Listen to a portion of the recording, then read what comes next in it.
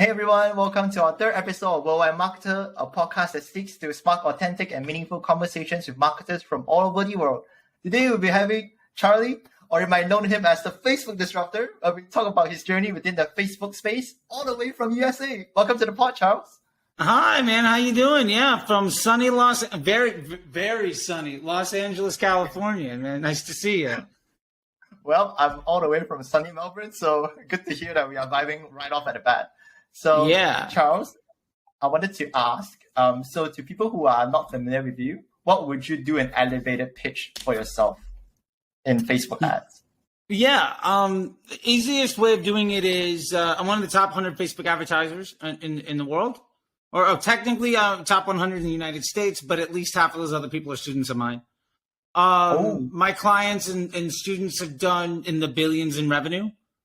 I've personally managed many hundreds of millions of dollars. It's not like I have an agency where some employee does this. Like I've lost sleep over the number of commas I've put into like the ads manager.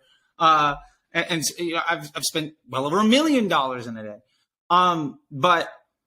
Yeah, I've been around since the very beginning of Facebook ads, for over a decade now. And, I've basically been on every side of it, running big agencies, running big businesses, and teaching people for a long time. And pretty much what I do is try to help folks understand how to use Facebook as a tool to grow their business. And generally speaking, that means that what I'm doing is several years ahead of what most people say you should do, because my motivation isn't commission on your ad spend, because I don't really care. My motivation is your success so you can create jobs and independence. And that more or less puts me as an outsider in my peer group, because at best, most people are copying the advice meant for the average person to be successful, but I don't want to be the average person. I want to know exactly what to do, and I challenge myself every day with ridiculously high ad spends to redefine best practices. I don't know. That's the shortest I can probably get. Is I've spent an ungodly amount of money, and for many, many years, I've basically defined how to use it. And I've worked with the engineers and product teams at Facebook to make the tool better for a long time. So, yeah. Well, I think that's a killer end, man. Really love the end. I work with Facebook. Boom. What can you say, man? So I should have just led with the outro there. Yeah, you could definitely use it for your intro, man, and outro. So I just want to ask as well to people who are very new, since I saw your content, you're very diving deep into like different concepts. I wanted to know, how do you actually get started with Facebook? What got you on with this journey?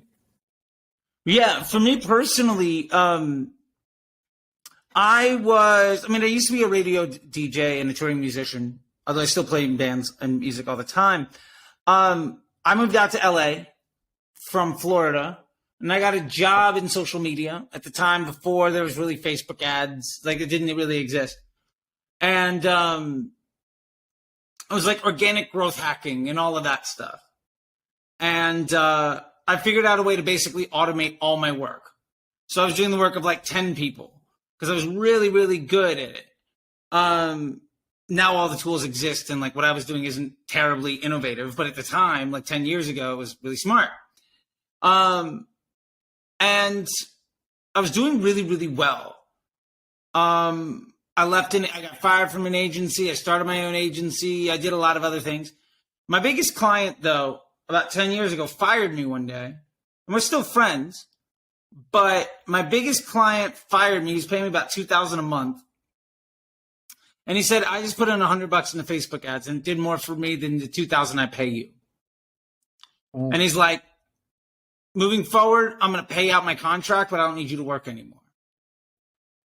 And basically the next day I put my credit card into Facebook and started running ads.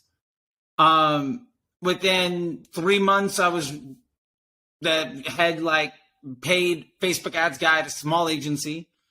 Within 6 months, I was running stuff for like Jamba Juice and Viking River Cruises and some like big, more international brands. And within like 9 months of that, I was spending like $1 million a day for brands like Nissan and Levi's and Activision and CBS Television, which is like BBC 2 in the United States, you know? Yep, I love it. And yeah, it took off pretty quickly because I was the only person in the room that knew what was going on. And often I was willing to say, yeah, I can do that. Sure. And then somebody gave me a big check and I'd have to figure it out. But I just put myself in better and better rooms. And honestly, for the first year or two, I don't think I had a job for more than 6 or 9 months. And it was because I kept getting fired or I kept getting my boss's job next door. If that makes any sense. Like there's a bunch of ad agencies right next to each other. And I kept getting either fired from jobs or like hired away from wherever I was working to go be the next senior position, in a competing space. And that really was my story for years. So I had the luxury of working for a lot of folks that were really good, but all thought about things differently, which I think has given me a very well-rounded position. And now, a decade has gone by, but that was a great start. That's very interesting. And I remember you mentioned before in the videos that you actually did the first lead gen ad in Facebook, right, for Nissan. Yeah. Is that correct? Yeah. We did the first one.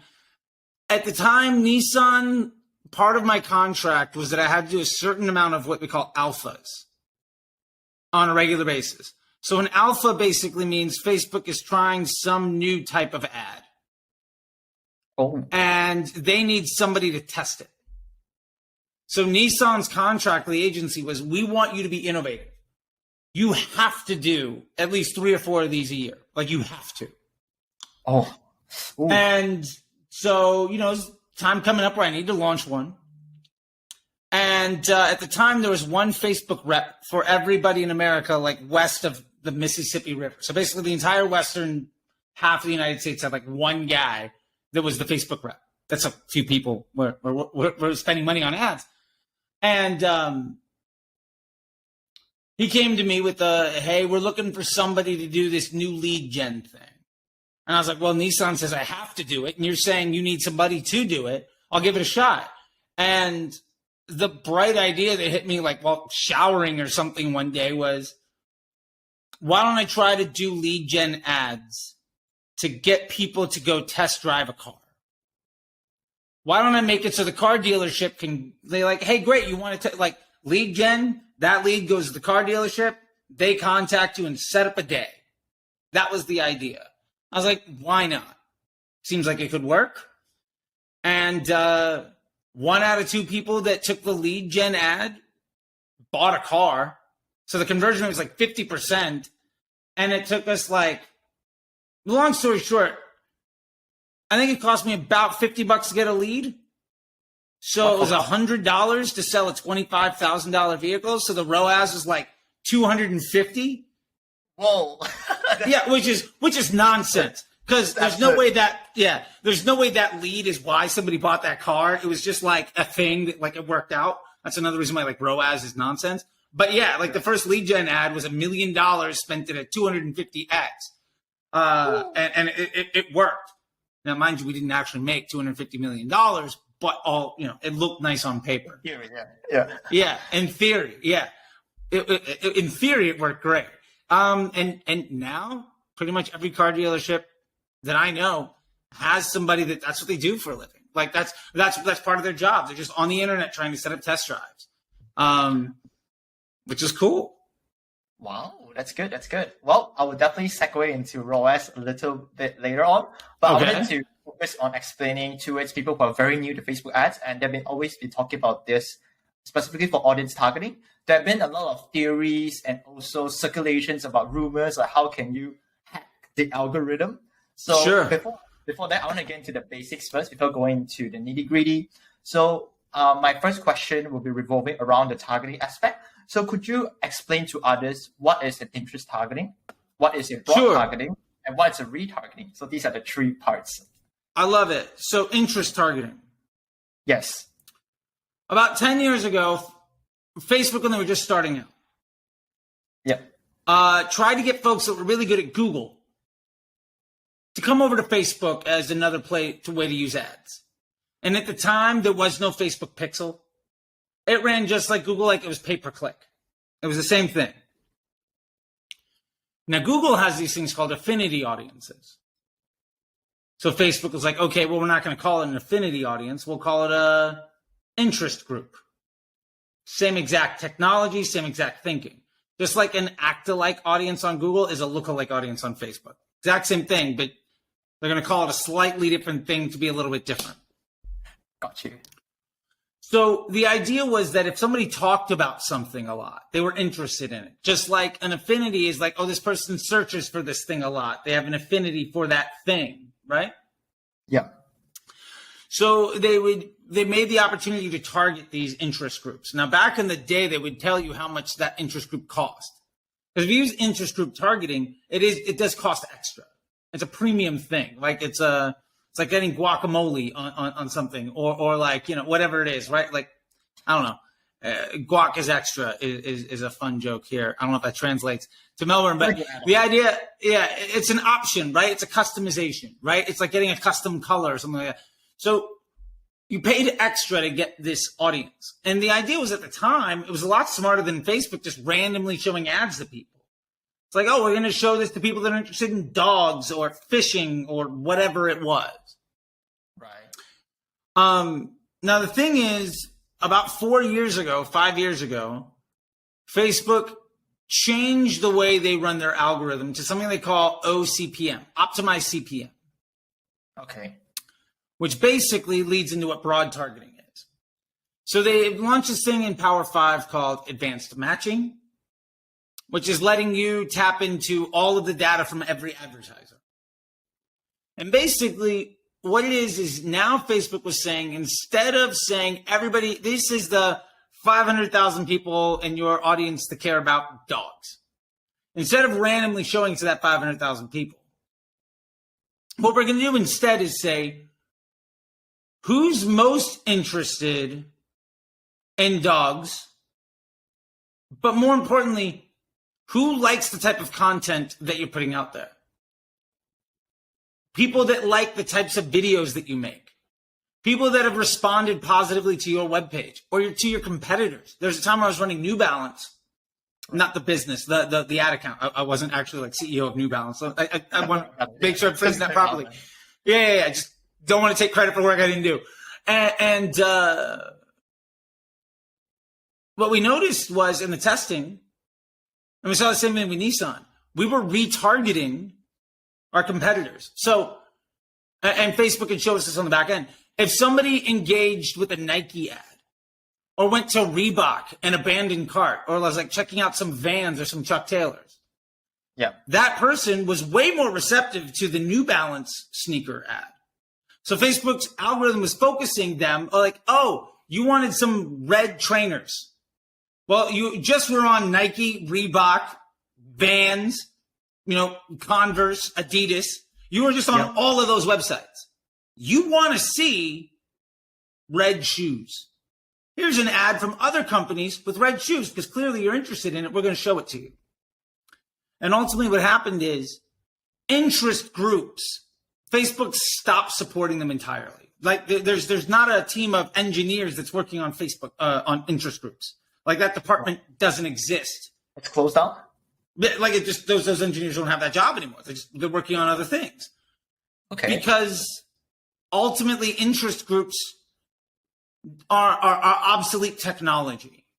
So the idea of if you're interested in something, I'm going to show it to you was better than I'm going to show this ad to everyone and hope it hits the right person. Of course. Yeah. Makes sense. But now every ad understands who likes that ad and who doesn't. So if I send out an ad and that ad reaches 1,000 people and 500 people love it and 500 people hate it, the next 1,000 people that ad's going to get shown to are going to look a lot like the 500 people that liked it. Right, because they like, and Facebook's business model is to show people content that they want to see. Because Facebook's business is basically like their entire business is the retaining of attention, time on site. How long are you in the app or on the website? Well, you stay longer if there's content that you're interested in. So interest groups we're not nearly as good at showing the right content to the right person as broad targeting, which is age, gender, and location. Broad targeting, those are the only three things that you can add into targeting that don't cost extra. Right. Everything else comes at a tax. Like a premium. So, yeah, it's a premium. So now your ad is making its own bespoke lookalike audience based off of how the people like it. Right. So every ad creates its own targeting audience based on who responded well to that ad. So broad targeting is basically saying, I'm not going to pay extra to prevent that ad from being shown to the right person. I think there's still this thinking, though, that people say, well, broad targeting is just, well, anybody. So I'm just going to show it to everyone. No, it's not going to get shown to everyone. It's saying that every woman over the age of 18 that lives in Australia, if she is the right person to see this ad, we're not going to pay extra to make sure that person doesn't see it. That's sort of the thing. Like, you have to think of, because interest groups basically exclude people from being able to see an ad. Oh, isn't it from newcomers' perspective? The question we might ask is, when I first came in, our question is, our understanding of interest targeting is, let's say I want people who like shoes. Wouldn't that Facebook be programmed to show people who only like shoes? And you're saying it's the contradictory side of it? Sort of. Let me put it to you this way. Yeah. First off, about 1/3 of the audience that's in the interest group is just there by error. Like the accuracy of an interest group is 60 to 70%. Wow, 60%, and I'm paying extra for it. Yeah. So let's call it 2/3. Let's be fair. 2/3, 66%. There's a lot of studies. It's usually between like 60, 65, 70%. Let's call it 2/3 for the simplicity of math. Yeah. Now, if you really don't like something, like say you went out to a restaurant and you had a really bad experience, do you tell people about your bad experience? Not really. So actually, you do if you hate it. Yeah, like if you're like, oh, this was terrible. This sucks. Yeah. But you're talking about it. So you're interested in it. Oh. So the point here is potentially half of that audience is people that don't like the thing. For instance, what if you're a big cat lover and you hate dogs? And you joke about how much you hate dogs all the time. You're interested in dogs. It's not a positive or negative sentiment. You're just interested in that thing.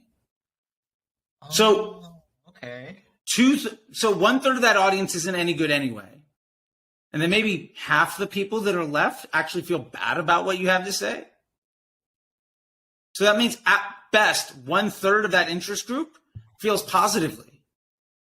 Now, how many of them are actually interested in making a purchase?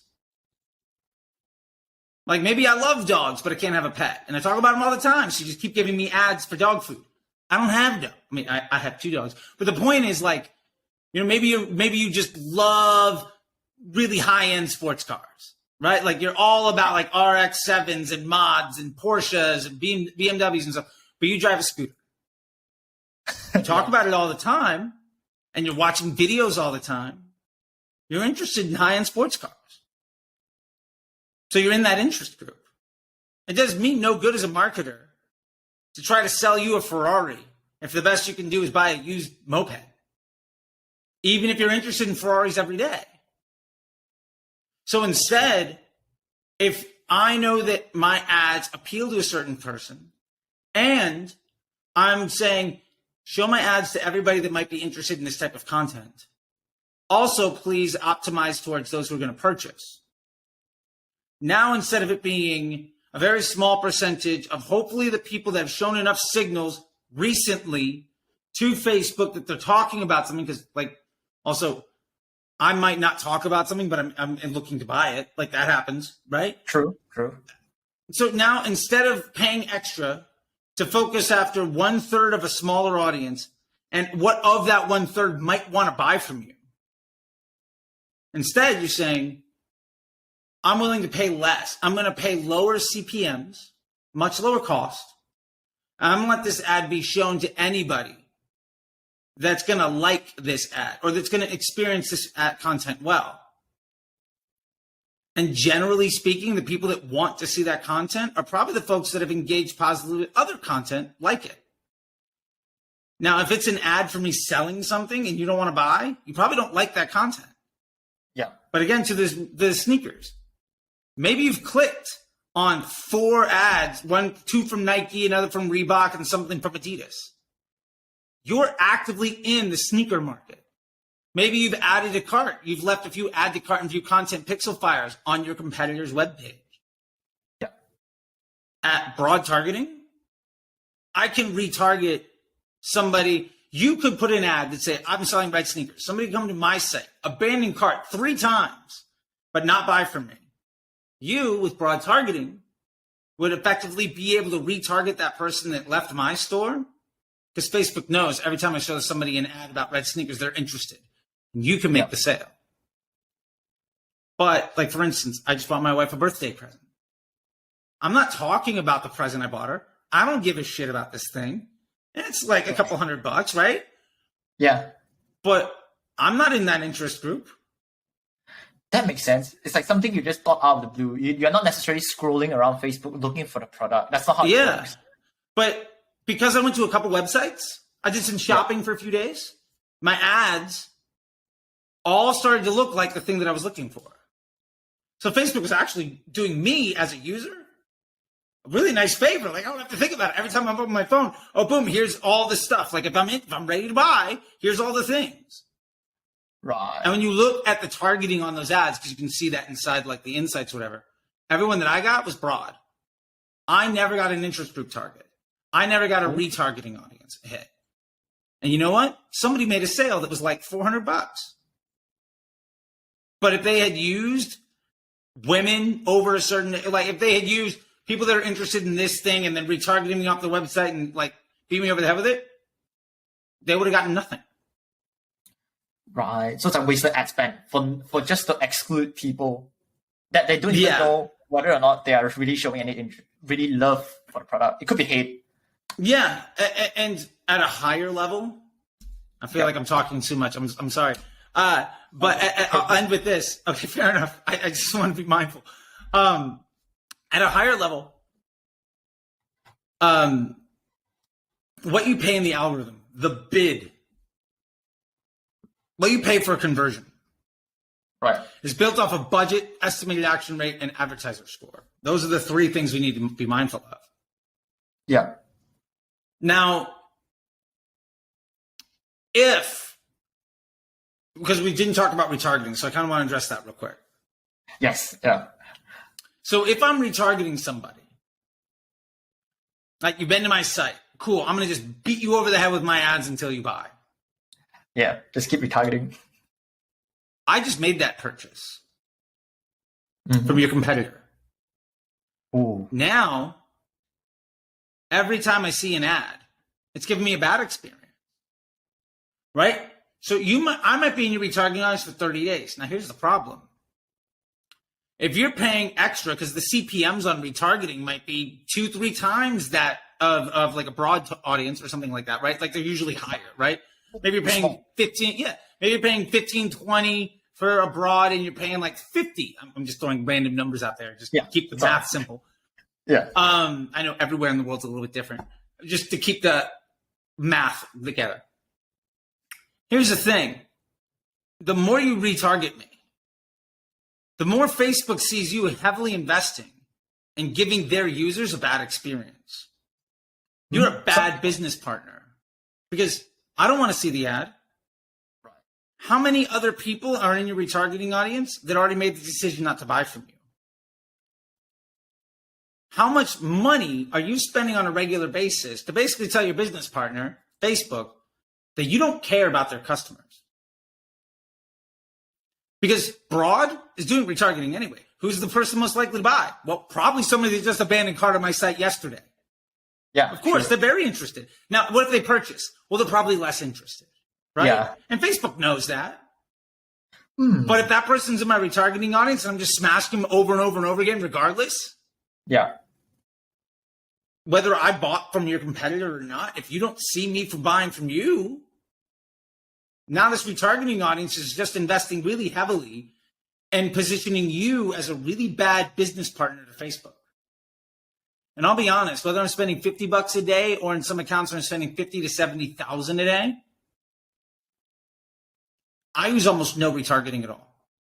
Like it might, like it is, I will use it strategically. Like I'll use dynamic product ads. Like if you have abandoned cart, I'll show you my catalog. That's a good use. Or if you came to my site and didn't want to buy this pen for $5, that's an expensive pen, or maybe cheap pen, depending on how much you pay for pens. I don't know. I haven't bought them. This is swag from a convention. I don't buy pens anymore. This is Integrated Tax Consultants. I don't know who these people are, but ITC. Cool. Yeah, could be a good brand. Yeah, might be good people. Who knows? Shout out to Integrated Tax Consultants LLC. ITC. Great. Yeah, right? Say this pen is $5 and you don't want it. Yeah. What if I said buy 3, get 1 free? You didn't want one, but I'll give you the opportunity to buy 3 of them and the 4th one's free. $5, you're like, I don't know. I can get one for $4. I don't really care. But get 4 of them for $15. Now all of a sudden it's a value. Right. Have you ever seen an infomercial? Like Ginsu knives. They show you the knife. Yeah. And you're like, that knife is cool. And if they were to tell you, hey, cool, this knife is $30, you're like, I don't know if I need to spend $30 on a knife. Yeah. But then they show you all of the other things that you get, right? You get the thing that cuts a fish. I don't know why there's always like the fillet knife that goes in there. There's like the bigger one where they can chop like a shoe. And then they go to the tomato. There's like all the other things. And you get that plus an extra one. And then like a box that it all comes in and like a little bundle. And now it's 3 easy payments at $39.99. I wasn't going to give you 30. But I might give you 120 for 2 sets of all of this wonderful stuff. So in that case, it's called a rebuttal upsell. It's what happens at minute 8 in every infomercial. Just infomercial time. I learned this from the woman that invented the concept of, but wait, there's more. She wrote that as infomercial, which is wild. Like I remember I said I got to work for like really cool people because I kept getting fired and hired by all these random places. I just got to work with that woman. Her name is Marina Randolph. She's brilliant. Shout out to Marina Randolph. You're awesome. Anyway, yeah, right. Like she basically invented buy one, like she didn't, but like it's like free shipping or something like something that like beautiful, right? My point is, sometimes the reason people don't buy from me is because it's not enough value. So when I'm retargeting, I want to show you the product that you're interested in, or maybe other ones with TPA ads, or I'm going to show you more value. But I'm never going to have a dedicated retargeting audience showing you the same thing as what I'm showing you at broad. Because all it's going to do is steal some sales from my broad, which makes my broad dumber. And I'm going to pay more for it. Like maybe that conversion is cheaper. My ROAS is better or something. Yeah. But I could have also gotten that exact same sale in this other audience, probably for the same price. Because if you look throughout the day, it's like, oh, my average today was $37. Okay. But if you look, like some of them are like $2, some are like 80, right? Like if you look at the cost of each one, they're wildly different. Like if you go to breakdown by day, by hour of the day, each hour might be $100, might be $5. So some of those conversions are super cheap. Some are really expensive. That retargeting audience conversion is happening for cheaper at broad anyway. So you don't have to necessarily focus on it in the same way. Now, there are obviously some people, if you just beat them over the head with something over and over again until they buy, that might work. But it's annoying. Yeah, it's really annoying. How many people are you going to really piss off because they say, no, leave me alone, and you show up 3 times a day for the next month trying to sell them something? Like, if it was a door-to-door salesman that came by your house 3 times a day to try to sell you some vacuum cleaner, like, you'd hate them. I would piss. I'll be like, go away, man. Yeah. Sorry. But as Facebook marketers, we do that all the time. Like that's thought of as like a best practice. And where I come from, once the engineers explained that to me, I was like, oh, I'm never doing that again. And what I saw was phenomenally better performance. And the last thing that I'll get to with all of this, and I know I'll probably spend 30 minutes on a 5-minute topic, and I apologize. No, it's good. It's necessary for people who are new. Right on. Awesome. This episode was created for people who are new to Facebook. And I want to make sure we all start off on the right foundation, because I started off in the wrong foundation, misinterpreting how these basic things works that led to me making a lot of mistakes. And I want to make this right by making sure they are on the right course before we talk about nitty gritty part. I love it. I love it. Let's go on. So I'll finish with this thing. Yeah. When you're doing retargeting or interest groups, when you're paying extra to reach people, Yeah. that means your money is reaching less people. We're kind of on that makes sense, right? Yeah, makes sense. You're paying for a smaller pool essentially. Yeah, and you're paying more money to reach fewer people. Like the CPMs are higher cost and your frequency is probably higher. So you're reaching fewer people more often, you're paying more money for that privilege. And they might not even want to buy, they might get annoyed. Yeah, right? So my point to that is, that means there are fewer people that are discovering your brand. Yeah. What that means is there's fewer people searching for you on Google. There's fewer people that see your ad that click on it, but they've got like ad blocking on. Ooh, There's fewer people that watch your video and just go to your website. There's fewer people signing up for your emails. There's fewer people doing all of the things where the exchange rate on our investment is a lot better than Facebook. Like on Facebook, let's use ROAS. I don't like ROAS, but let's just use it for the purpose of this conversation. Maybe my Facebook ROAS is at 1 or a 2. Yeah. Yes. My search might be a 10 or a 5. Like that's not uncommon, right? To see like a 3, a 4, or a 5 or something. Yeah, Google search. Yeah, it's fantastic. So my question then is, if I want to get the best investment for my money, is it best for me to try to do retargeting with Facebook where at best I might get a 2-to-1 exchange? Or maybe I get a 1-to-1 exchange, but I get twice as much search volume where I'm getting a 3, a 5, a 10-to-1. And outside of that, I'm also collecting a bunch of emails. And like, if it costs you a penny to send an email, your ROI might be like 100-to-1. Yeah, that's true. So when you're looking at Facebook, you can't look at ROAS on Facebook. And this is ultimately, I debunk ROAS because I don't care. What I care about is how much money did I spend this week, this month, today? Versus how much money did I get back? And if I can use Facebook to amplify the volume of searches and the amount of email addresses I get, and what we've seen Google Analytics as direct organic, right? If I can use Facebook to make that number a lot bigger, why not? That means those emails, I'm getting 100-to-1 back. Or on search, I'm getting 8 to 10-to-1 back. I'm getting way more of that. And would I rather reach a few people and annoy the hell out of them to hopefully make a good ROAS on a couple $100 a day? Or would I want Facebook to basically break even, but spend 1,000 a day because I'm getting so many more emails and search volumes and getting customers that are coming in constantly? Like, that's a much, much better use of my money.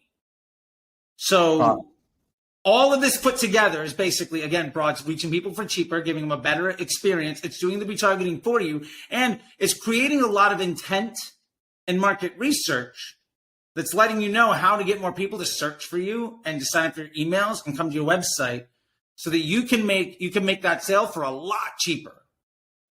Interesting. And that's sort of the whole thing kind of wrapped up in as simple of a ball, hopefully, as I can. Yes, it is. It is very, it's much more simpler to interpret. I understand it's a very big topic that requires like 1 hour episode. And thank you so much for boiling it down in such a simple format.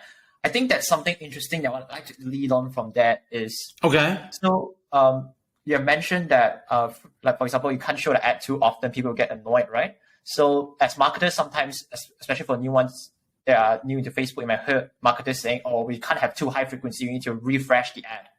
So my question is, how much can a single ad actually can sustain before it refreshes? And from there, how often should we refresh a copy on the ad itself? Well, I'll start off. I've run ads for years. Right.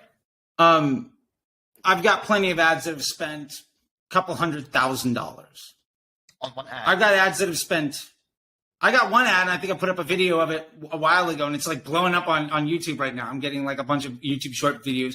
But it's like, here's an ad that spent 1.8 million. Ooh, that's a lot. Wouldn't the frequency Yeah, it's a lot. What's that? Wouldn't the frequency be sky high then? Very expensive? No, because I'm targeting women in America. What if the frequency's 2? What if it's 3 over 6 months? What you're telling me is every 2 months, somebody's going to see this ad once. Do you think they even remember? What ads did you see today? I'll bet you if I really tried to push it, you'd remember 5% of the ads that you saw today. Yeah, most probably. I'll be sick of it. Maybe you saw 20, you might remember 1. Yeah. And it's probably because you saw that ad before already. So my point is, I don't care. That's the real answer. I don't care about frequency. Like, if in Facebook's infinite wisdom inside their algorithm says, hey, this person on average should see this ad more often, and it makes me money, great.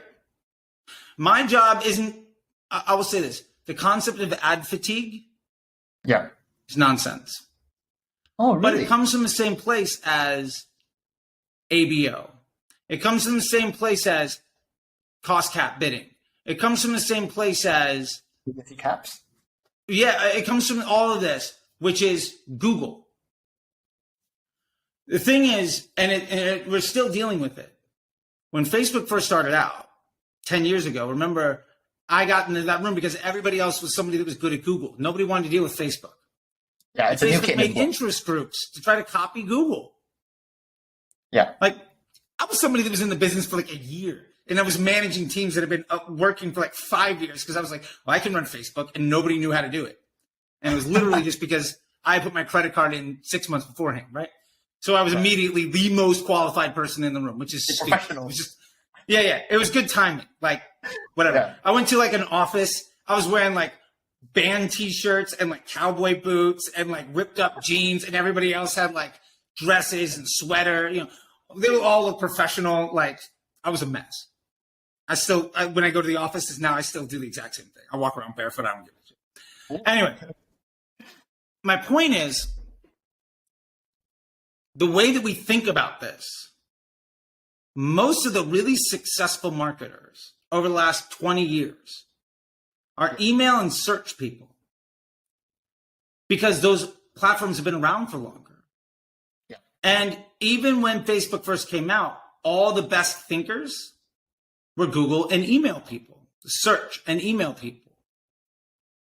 And Facebook was built to attract those individuals. And only in 2017, 2018 did Facebook make a real fundamental shift to be different than treating it like everything else. So a lot of people got into Facebook in 2018, 2019, 2020. Yeah, I got in 2019. There you go. Most of the really popular people, most of the best thinkers were folks that got in before that shift, when you did think about it like Google. And most of them at that point had gotten to a place of seniority where they probably weren't doing most of the daily work. And they probably had clients who were so good, they didn't have to do good work. Like, I ran Activision. I made like, not the business again, the ad account. I keep like, what it's worth. Just yeah. I probably made $5 million of mistakes during the launch of like a Call of Duty game in like 2014. Wow. Still the #1 game on the market. Yeah. Right? I probably made $20 million of mistakes with Nissan. They're still in business. A lot of ad agencies and a lot of big thinkers work with brands that they don't necessarily have to do that good of a job. And the brands are so complex that they can't even tell if the person's doing any good work. Yeah, that's true. So by the time a lot of this generation of marketer that we're talking about right now, like you, got into 2019, the people that were the well-established, good thinkers, people on stages and had good businesses, none of them were actually folks doing the work in the way that Facebook was designed, had evolved into. None of them were using broad targeting. None of them were abandoning retargeting. None of them were using dynamic ads because they got successful without them. And then the machine changed, but they weren't doing the work anymore. And so there's this big swing of everybody saying, oh, iOS 14 came out and Facebook doesn't work anymore. Yes. The actual truth is doing things in the 2016 way stopped working because Facebook leaned more and more and more into the advertisers that respect that business relationship. That the advertisers that said, you know what, Facebook, we understand that your customers are people that want to enjoy their time on Facebook. Instead of beating people over the head and coming and ringing the doorbell 3 times to sell a vacuum cleaner 3 times a day for like a month because somebody showed an interest once, we're just going to knock on the doors of people that want to buy. Those marketers have seen their CPMs drop and their performance skyrocket. I have a business where I have a women's clothing business. In January, our CPMs are about $35 in the United States, and we made about $200,000 in sales. In September, our CPMs are about $24, and we did $2 million in sales. What? That's crazy. I 10x spend. My CPMs went down. That's interesting. Because I was a better and better partner to Facebook. And all of my competitors leaned into doing things the wrong way. So who's getting the premium inventory? Because eventually, if you want to spend all that money and bother people, Facebook's not going to show it to you right when you open the app. Like when you get that frequency, remember we talked about the ads that you remember or maybe don't remember? Yeah. If it's the ad that shows up when you've been on the app for 20 minutes and you're just scrolling, oh, there's an ad, scrolling, that's an impression. But if when you open the app and it's the second thing that you see, you probably remember that a lot more. And that impression is worth a lot more money. Yeah. That impression, generally speaking, the one that decides whether somebody's going to stay on the platform and scroll for 20 minutes or just leave, it's probably one of an advertiser with an ad that person wants to see. So it's a broad targeting ad with a very low CPM. Because you're doing a better and better, you're just doing a better and better job of being a business partner. And to be fair, my click-through rate is tanked. It's so much worse. Right. Because instead of getting 100 clicks out of 1,000 impressions, I might be getting 5,000 clicks out of 20,000 impressions. Like, because my CPMs go down, the denominator in the fraction goes up. And I'm just reaching more and more people. But I'm also getting way more traffic to email. I'm getting way more search volume. So I'm getting way more money that I don't have to pay Facebook money to get, right? That email revenue and all that other stuff. Well, the first month, maybe those people buy. Maybe it takes them 2-3 months of being on the email list to buy. You do that for 9 months, 10 months. You're going to get more and more. You just wake up and that email makes, maybe it used to make $200, now it makes 2,000 or 40,000. Right? Like, so you're growing the business by being a better partner. And that's, I think, a really big difference that most brands see. Like, I don't use cost caps. I don't use interest groups. I don't do retargeting. I do all dynamic ads at broad. And this campaign, this account, we'll probably do 2.5 million this month. We did 2 million last month. Like, I'll probably do 3 million or more in November. By the end of the year, I'll probably do a $4 or $5 million month. That's my goal. And I have no issue with doing that. And my frequency is going to be high. Okay. So you just mean that the people that want to see my ads are going to see it more often? Cool. Frequency is bad when you're using interest groups or retargeting because you're hammering those people that don't want to see it more and more and more. Frequency is not a bad thing at broad because Facebook's just saying, hey, this person wants to see your ad. And okay, cool. I'll let them. Yeah. What if my frequency is an 8 over a 3-month period? Okay, so what? They saw my ad once every like 2 weeks? All right, cool. Like, that's not bad. Yeah, it's okay. It's effective. Yeah. And the last point I'll make here, because I keep going on these big tangents. If people ever say, well, Broad's not doing retargeting, my question to them is your frequency 1? No, it's probably 1.1, 1.2, 1.3. Why? Because it's retargeting people.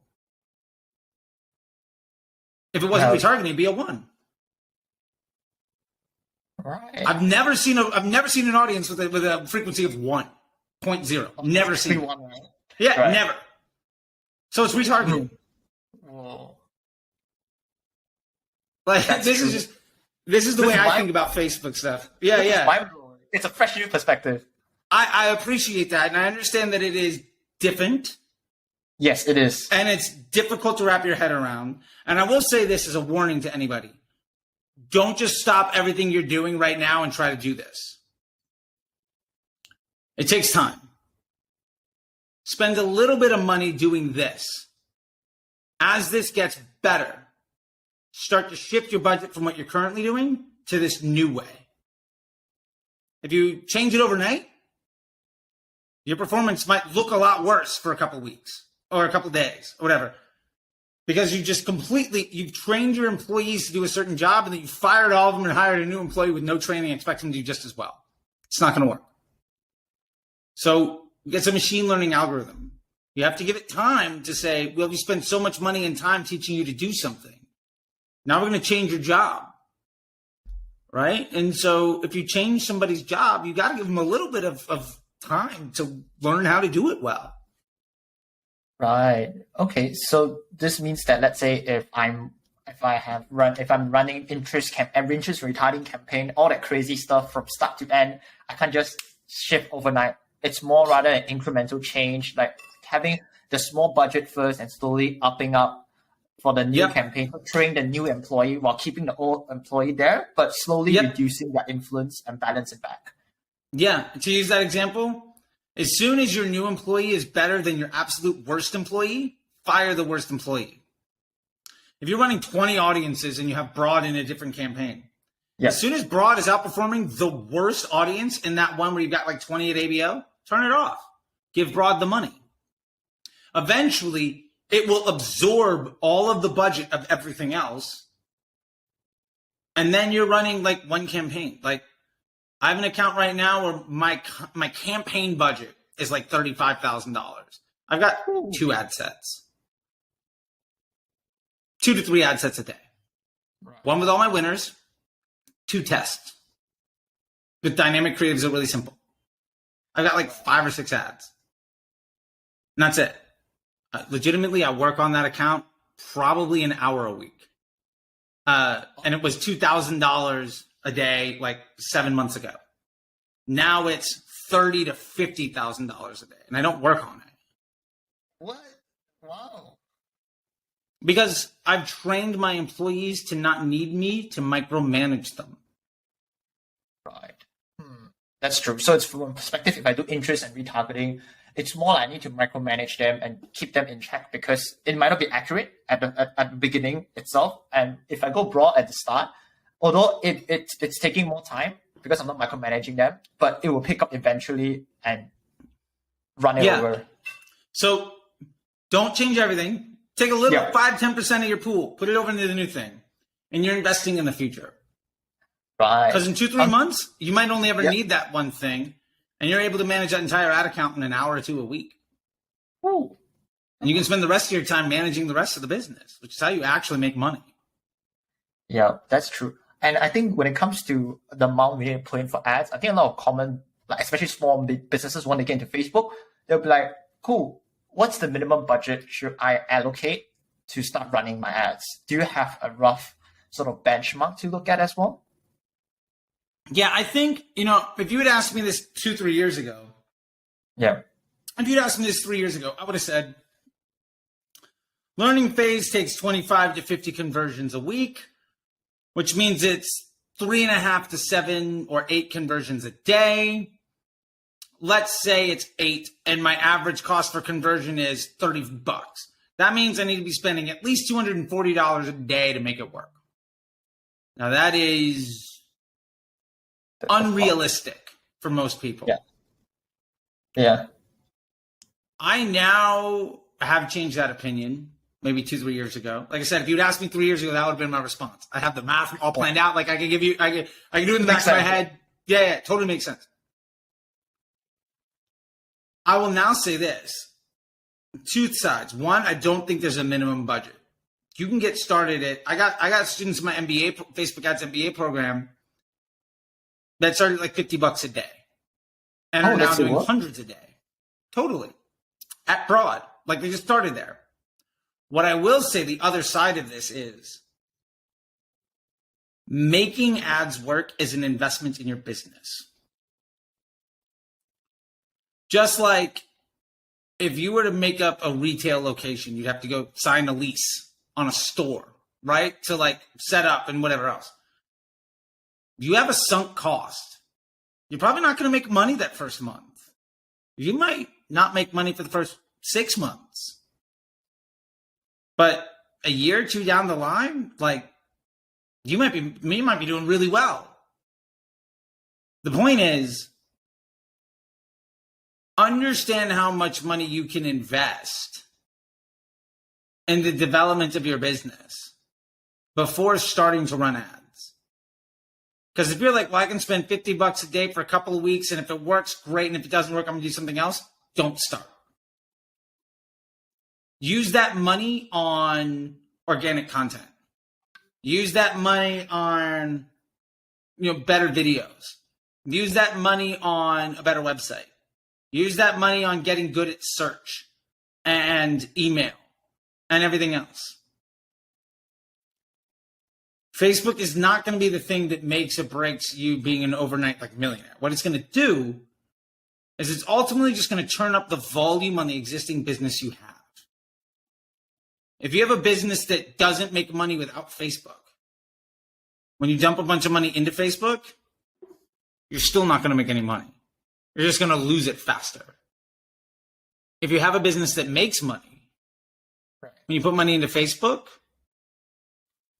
in a certain amount of time, you're going to start making money faster.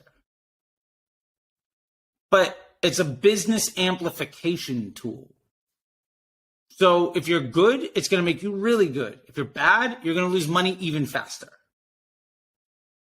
But you have to have all the other stuff in together. Like, I wouldn't do Facebook ads first. Like, get your organic marketing down. Get your DMs together. Get your email flow together. Make sure your landing page is good. Set up some search.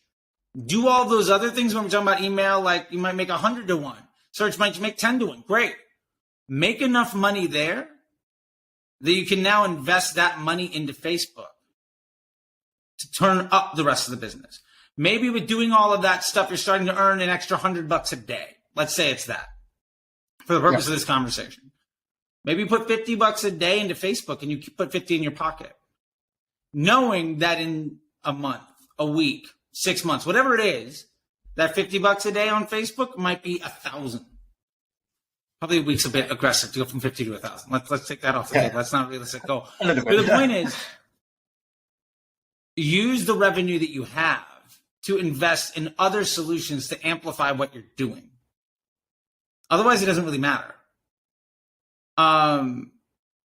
Like, you don't buy a Ferrari to go grocery shopping, right? That's just a waste of money.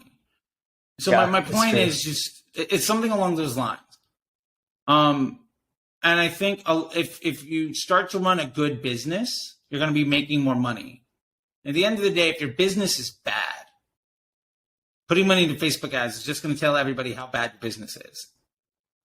And you're going to fail faster. And maybe that's a good thing. Maybe it's a good thing for you to fail faster so that you learn your lessons and you start the next idea. Because it's probably one idea out of 5, one idea out of 10 that's actually successful. And if your first idea isn't good, I hope that you fail hard and fast and learn from it. Because, it's probably going to be your third or fourth one that's going to really be the big home run for you. Right. And that's an unfortunate truth, but that's the truth of it. Hard one. It's a hard pill to swallow, but I think it's very necessary for business owners out there that are listening, or even just new marketers, before they're considering to go into Facebook like these fundamentals is needed for you to kickstart before you go on and dive into the nitty-gritty part. And I totally agree that, knowing how much you can afford. And I'm just wondering, as a brand owner from my end, let's say, okay, I want to go into Facebook ads and I approach you as an agency for you to help me run ads. What sort of factors do you use to evaluate and assess whether or not they are ready for Facebook ads? I think that is the key point that makes it like hard for us as marketers and for brand owners to determine if it's a right channel fit. Yeah. I think one of the first things that there's a couple of numbers I want to know. Yeah. Number one is, do you know your LTV of your customer? Like, what's the lifetime value of your customer? Another number that I want to know is, how much does it cost for you to produce your product? The COGS, right? Yes, COGS. So what that's going to give me is, how much can I afford to spend to acquire a customer? So for instance, if my lifetime value is $100 and it costs me $20 to make a thing, as long as I spend less than $80 to sell that thing, I've made money. True. So I need to know what that number is. Otherwise, it's like, well, did I get a positive ROAS? I don't know. Like, if my LTV is $100, but I sell my thing for 50, but I know that average person's going to buy 2-3 times. Maybe I have a ROAS of 0.6, but I'm doubling my money. Like, that could easily be true. Because, like, if I know I'm going to get a second or third sale off of that person, I don't need to profit on the first one.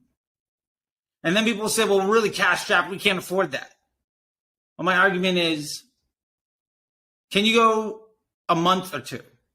Because maybe the person that buys in the first week buys again 4 or 5 weeks later. Well, in your second month, you're starting to get free money. Right? You're making sales that are coming in. Right? That LTV is maturing. Now, obviously, every customer journey, every brand is different. Yeah. But I want to know that number. That gives us something we call PSM, profitable scaling margin. Like, so if I'm getting, say I have $80 is what I can afford, and I'm making sales for 40. Theoretically, I could double my spend. And if I made no more extra sales, I'd still break even. And if I'm not making any extra sales, but I'm getting a lot more traffic to my store, odds are I'm making sales because of email and search and direct organic. I'm probably making money someplace that Facebook's not taking credit for. So that's the first thing that I want to know, is those numbers. And then the second thing is, very importantly, something we call runway. What is your runway? And what I mean by that is, how much can you say? You're like, I've got $5,000, and when it runs out, I'm done. Okay. Yeah. You spend $100 a day. You have 50 days to make it. Okay, got it. Well, what if over that 50 days you sell something at a profit? Well, now that $5,000 might, say you sell $2,000 worth of product. Well, now that $5,000 isn't the end of your money, right? Because you made two of it back. So now it's like, well, okay, well, I can go a little bit longer, and I can go a little bit longer, right? So if it's $100 a day and I make 2,000, I can actually go to 70 days instead of 50, right? Because I now have 7,000. So what is that runway? And your goal is basically, before that runway runs out, can you get to a point where it gets bigger instead of getting smaller? If you can get more time, right? So if every day you're making $200 and you can afford to spend $100, and that happens on, say, day 35, where you only have 15 days left. Yeah. Well, now on day 36, you actually have 16 days left. Every new day, you're actually gaining a day on the calendar because you have more, you're making more money than you're losing, right? Yeah. Figure out that runway. And you have a very clear idea of how to make your decisions. Because, oh, this is a good idea. I'm going to try it out for a week. Can you afford to take a week-long risk? Maybe, maybe not.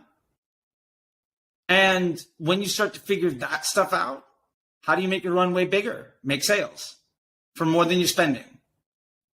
Maybe that means that Facebook isn't the right move right away.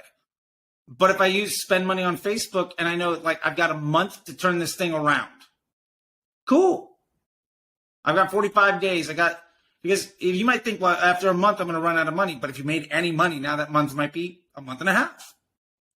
And if 15 days later, it's like, oh, actually, I have 2 weeks later, I've got 3 weeks of runway left. Eventually, it's not going to be when do you run out of money, but when do you start spending more? And that's the problem everybody wants to have. So those are the two things that I care about the most. And honestly, I think very few business owners know almost any of that. Yeah. And I think that's why they fail. It's common. To be completely honest. I've got an example where one client has a lifetime value worth of $10,000, let's say. And they were telling me okay, because it's a service, technically there's no cost involved, but technically it's their time, but let's assume zero cost.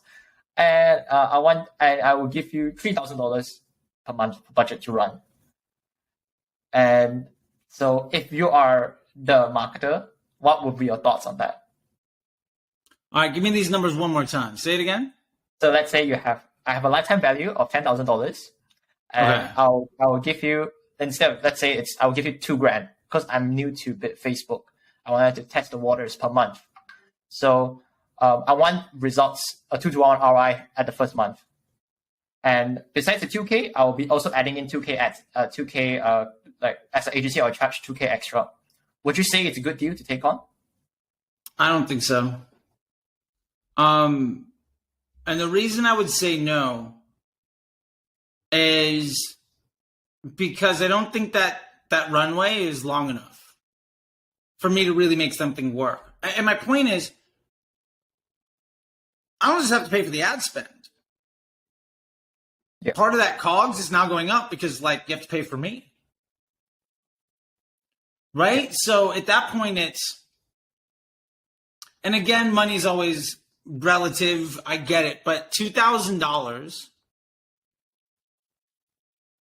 if $2,000 is going to make or break me. Yeah. And let's say that product costs $20. So that's 100 sales. That's a pretty short window where I've got to be right pretty early. Or, I'd rather have a 90-day timeline. If you can give me $3,000 over 90 days versus $2,000 over 30, I'll take that every single day. Because that's $1,000 a month. Where now maybe I make one sale every 2 days in that first week. Yeah. Maybe I make one sale a day the second week.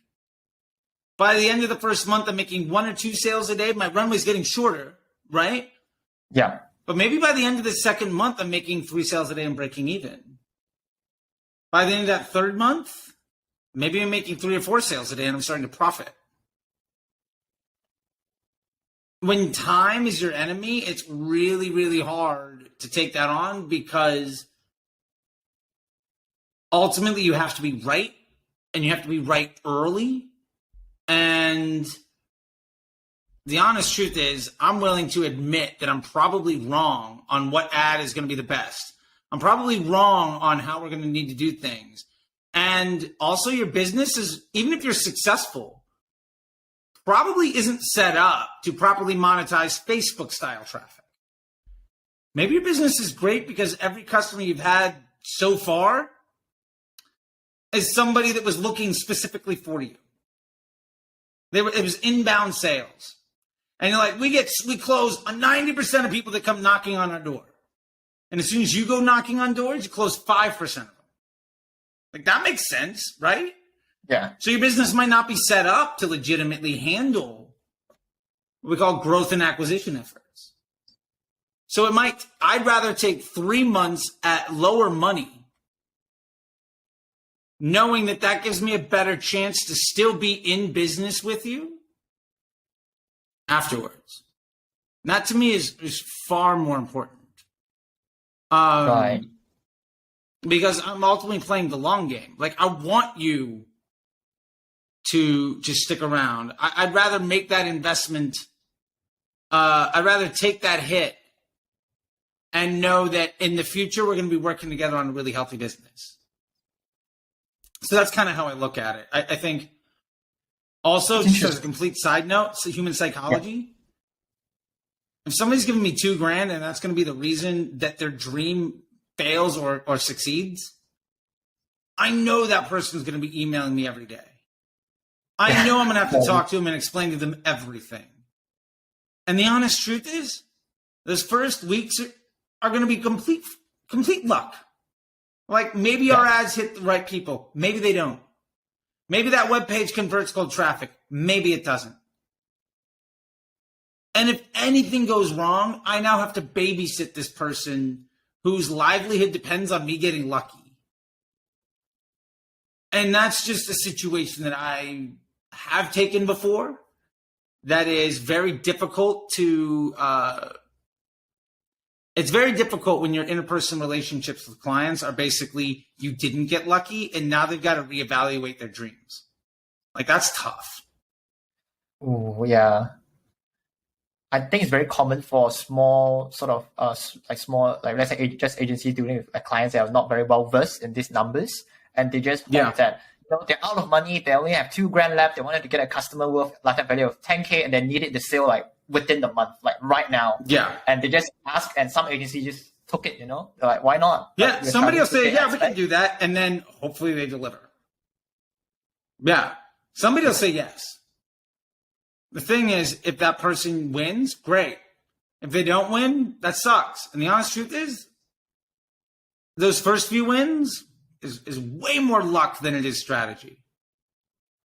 Right. I don't want a couple wins. I want the situation where in 90 days, we can make 2 sales a month, 3 sales. Like, in 90 days, we're setting this thing up that you are profitable and we can count on it. Yeah. Whether that is 1 sale of the 10,000 a month because we're getting enough people into our site that we're able to do better at emailing them or getting the lead flow together or getting our DMs together. Like, there's more time. There's more repetition. There's more opportunity. I'll default to that every day of the week, even if it means less money, because 6 months from now, we're going to be best friends making money like together. I'll invest in that with my time and effort much more times. And the honest truth is, it might fail. But as soon as you get 1 or 2 wins there, you're golden.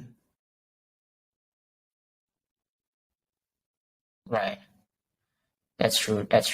I think it's a good one for people to know as well, that you need to be clear about your runway, how long you can sustain yourself, because Facebook might not be a necessity, but rather a luxury to afford. You will put that. Yeah. Is that correct? Yeah. Most likely. Yeah. Yeah, I think that's a great way of putting it. Right, great. Because I think a lot of small businesses, they heard of Facebook. It's a brand new cool kid in the block, and they thought it was a necessity to get sales in. They were desperate.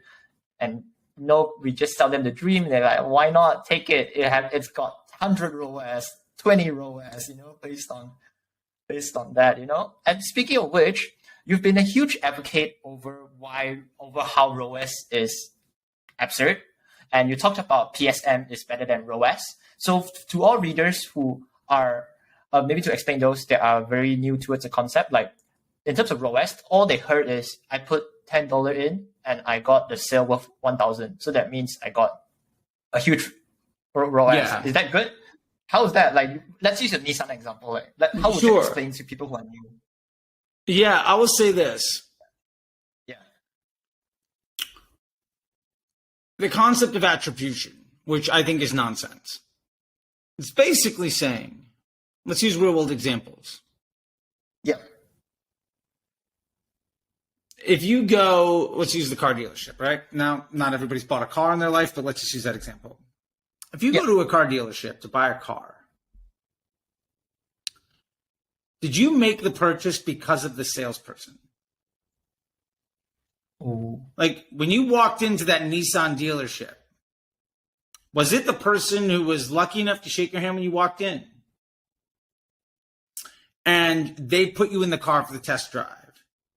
Are they the reason you just spent, in this case for the Sentra, like a $25,000 car? Or was there a million other things that went into that choice? Like, oh, I saw the TV commercials and my friends had one and I did a little bit of research on myself. Like, no customer journey.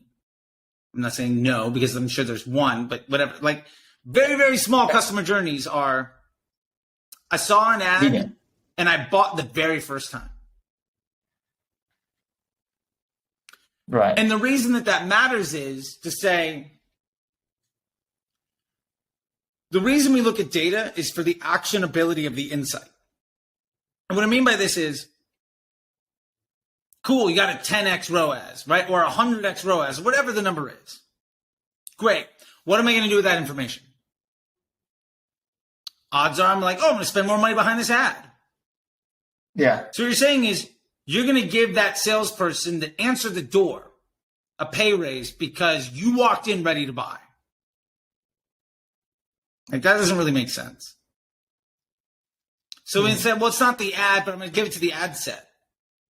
Is that ad set closing? Does that ad set have a frequency of 1? No. So it's retargeting people. Do you have multiple ad sets? Maybe those people are being retargeted from one ad set to another. Do you have search? Right. Do you have a website? Has anybody ever bought your product before? Well, the answer to all those questions is probably yes. Every one of those things devalues your ability to look at ROAS and make a good decision. I'll put it another way. If you've been to my site a couple of times and I got you in my retargeting, right? Yeah.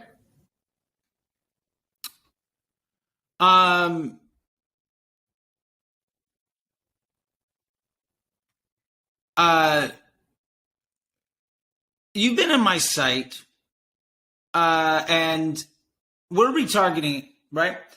Now, maybe you've also searched for my business in the last day or two. Maybe you saw an ad on a Thursday. You saw an ad on a Monday, kind of remember it, maybe not. You saw it again on a Wednesday, kind of remember it, maybe not. And then on, like, you sign up for an email and you search for it on Friday, and Saturday morning an email blast goes out and you open it up and you click on it and you buy. Attribution would say email, search, and the Facebook ad all get credit. You made 3 sales. But we know that's objectively not true. You only sold one thing. Yeah. So now ROAS doesn't mean anything because who gets credit? So then it's like, well, this person gets a little bit of this credit and this person gets a little bit of that credit. Is that situation, does everybody always behave that way? No. So now you're trying to use a really low quality data point to make decisions around what ad am I going to spend more to in what audience? And at the end of the day, we know that those audiences don't matter at all anyway. So in that way, ROAS is a really bad number. What matters way more than that is PSM. And this will be the last thing I can really maybe talk about. But PSM, profitable scaling margin, is just lifetime value divided by the cost to acquire a sale and the cost of goods. How much did it cost to acquire a sale? How much money did you spend in marketing today? And how many sales did you make? That's your blended overall cost per acquisition of a sale today. And that's good to know, like, because that accounts for email and search and Facebook. And ultimately what that really means is, what's the best blend of investment between all of those platforms? Yeah. But I gotta get going, so maybe we can cover one more thing if you got it on the list. Just so we don't get too long here. It's okay, I can cut it out. It's all right. No, that's okay. Like, just let's do one more. Let's do one more, and we'll call it a day. Yeah. All right. So I'm wondering for the LTV as well, how could we guarantee the lifetime value within the PSM formula? Because you've mentioned that people have different buying behaviors, and if you have different products, and how would we be able to make sure the equation can be applied on all scenarios, especially if you want to promote different products, shifting different things, you know? That's a great question. The more products we promote, the harder it is. Which kind of begs the question, how many products do we need to promote? That $50,000, $70,000 a day thing I was talking about with the $200K to $2 million? I'm promoting one product. Yeah. I am not promoting a lot. I'm promoting the product that is most likely to get somebody to buy a second time. Because I know I'm going to get I know I'm going to get a positive LTV situation. Right. Generally speaking, somebody that buys that product probably is going to buy once or twice more. Great. Every one of those additional transactions, I can try to improve the AOV of. And I can improve my product quality so maybe they come back and buy 3 or 4 times instead of 2 or 3. But I know every dollar I spend to go and make a sale is going to bring me back a profit over that customer journey. On average, against all my customers. And the easiest way of doing that is just saying, okay, of everybody that bought more than once, what's the product most people bought the first time? That's probably the product most likely to get somebody to buy a second time. That makes sense. So let me just sell that one. And then I don't have to figure out this math for everything. Because that's the only one I'm actually spending money to acquire the sale. And if you can figure that out, it's what we call a hero product. Nike had the Jordans. They advertised the Jordans everywhere. People bought a lot more than just Jordans from Nike. Right? McDonald's had the Big Mac. They sell a lot more things than just the Big Mac. True. Like Coca-Cola doesn't advertise Diet Coke nearly as much as just like, you know, the regular red bottle. But like, okay, I know the brand, I'm going to go buy whatever. Like they're not advertising Coke Zero, caffeine free or whatever, like weird like version exists, right? Like they're just selling you Coca-Cola. Yeah. So the point of it is, even Nissan, we were just selling the Sentra. A lot of people bought an Altima. The point is, what is the thing that you know you can make money on? Sell that. Because all you're really trying to do is make a profit. Now, maybe down the road, you get smart enough and have enough experience to realize, well, something else gets me a better profit. Maybe we switch to selling that thing. And it doesn't necessarily mean that it's your best-selling product.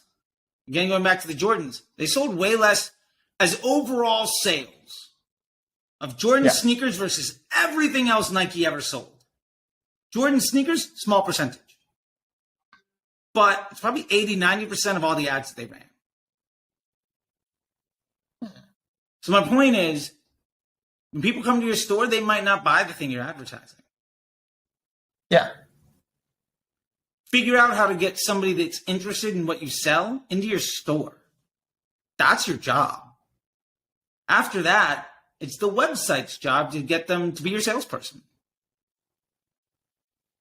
Right. So, yes, that math can get ridiculously complicated when you're selling 10, 15, 20 things. So don't. Yeah, I was thinking of what happens to those big accounts that you're handling. Like, yeah. Wouldn't they have to figure out every single product, and that complicates the entire formula? Absolutely. But even think about it like huge brands, like the department store, right? Yeah. When you see a commercial for a department store, they're selling what? 3, 4 things in that commercial?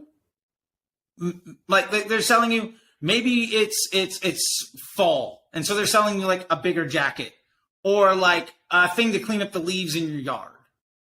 They're not selling you 1,000 products. They're just getting you to go to the store.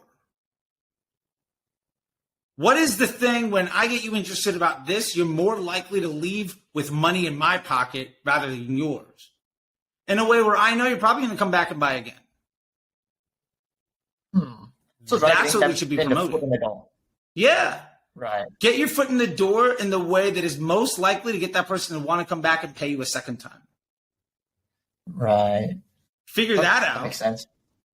And that runway we were talking about gets a lot longer really quick because, I'm about to run out, and you wake up and those people came back and they bought a second time. Now you didn't have to spend money to get that sale. So that runway gets bigger real fast. Right. And that's the trick. Like every 8-figure business I've scaled in the last 5 or 6 years, which is, I think I'm on my 5th one now. That's kind of the trick is let's just sell the thing that's going to get somebody to want to buy and is most likely to get them to come back and buy a second time. That's the easiest way of getting them to give you money. At the end of the day, I don't care what I'm selling. If I give you $1 and I put it out there in the world, I want it to come home and bring some of its friends. And if it takes a couple of days for it to bring back some other friends with it, that's fine. And then that runway lets you know how long do you have until you need that money back. Right. And then all the other things we talked about make Facebook easier to get to that place. That makes sense. So in short is figure out what products that is most likely to get a customer the foot in the door, use PSM to determine that, and use it as a benchmark to run your Facebook ads, because you can't guarantee anyone to buy any products. You will try your best to get it in, but what happens after should be other components that should come into play, not just 100% relying on Facebook. Yeah, you got to run a business. And if you're going to run a business, you got to understand what happens after somebody walks in the door. And that is not the job of the Facebook ad. Build a better website, build a better business model, do better customer service, whatever it is. And you're going to be a lot better off in the end. Or you can try to hack Facebook left, right, and center, work 5, 6, 7 days a week, working 4, 5, 6, 7, 8 hours a day, and you're probably going to be out of business in a few months. Ooh. It's not a good use of time as well, probably. Yeah. Could have done other things like chatting with you. You could have enjoyed life, or you could have made your website better, or you could have made your product better. You could have been on the phone with your actual customer service calls, or taken a vacation, or slept. You could have done literally anything else with your time. So figure out a way. At the end of the day, Facebook is a really smart machine that amplifies a business. The best way to use it is to set it up so that it doesn't need you to succeed. And your job is to make sure that it gets people into your store that want to buy products more than once. That's the overall general, if I can summarize this last hour and 20 minutes into a phrase, that would be it. And the rest of it is just how do I get that done? Yep. And I think it's a good pause as well. I think our readers will probably be warmed out by all the basic, just to get through the basics of how Facebook works. So this marks the part 1 where me and Charlie talked about how you should understand the basics of Facebook. So hope the newcomers and also business owners who are looking to get into Facebook have a good idea before they even decide to go into Facebook. So thank you so much, and see you next time. Thank you so much, man. I really appreciate it. And I'll see you on the internet, man. Thank you.